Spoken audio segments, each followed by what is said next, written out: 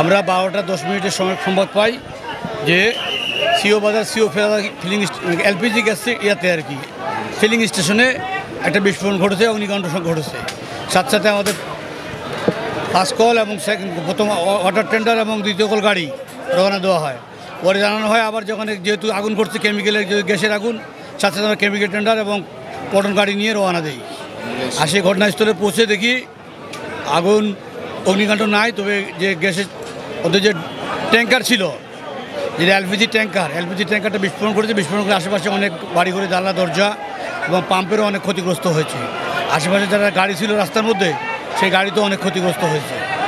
তবে এটা গ্যাসের চাপ ছিল, মানে দীর্ঘদিন এটাতে গত কয়েকদিন আগেও আমরা আসছিলাম গ্যাসের লিকেজের কারণে।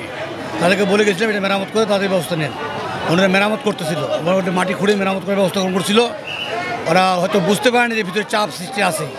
ওই মুহূর্তে কাজ করতে গেছে, হয় ওয়েল্ডিং করতে গেছে না কাটিং করতে গেছে, বাস গ্যাসের বিস্ফোরণ ঘটে গেছে।